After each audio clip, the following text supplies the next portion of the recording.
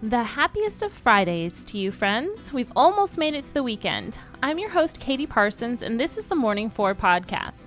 This podcast is intended to help you start your day on the right track, whatever you have coming your way. I find that I can get overwhelmed about the details of my day-to-day life, and I often forget about the bigger picture of how awesome life really is.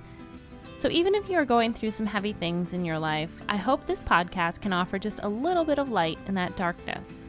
Do you want to connect with me or drop me a note? You can send it to contact@morning4.com and I'll be sure to respond back. Let's get started today with Number 1. Today is National Boy Scout Day, and it celebrates the birthday of scouting in America.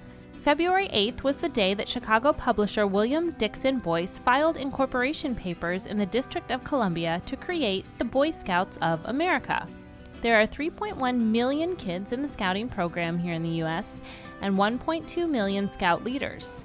Most people know the scout motto, be prepared, but I was delightfully surprised to hear the slogan, do a good turn daily. This podcast supports that outlook, so happy birthday, Scouts. Number 2. Are you ticklish? Most people are ticklish in at least one spot. So what's up with being ticklish and laughing when we are tickled? Scientists say that laughing when tickled could be a defense mechanism. Research suggests that we have evolved to send this signal out to show our submission to an aggressor, to dispel a tense situation and prevent us from getting hurt. That would explain why we laugh uncontrollably when someone else touches a ticklish part, but we do not laugh when we touch it ourselves. The only other living beings to laugh when tickled? Gorillas and rats. Number 3. Today's feel-good news story is sourced from Fox 4 Kansas City.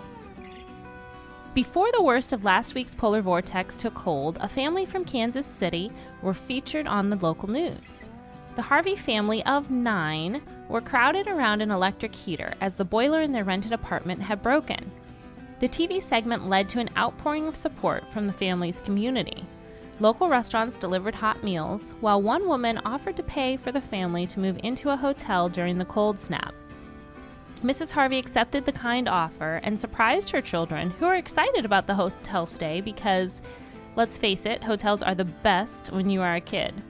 The family stayed warm and learned just how much their local community cared during the ordeal.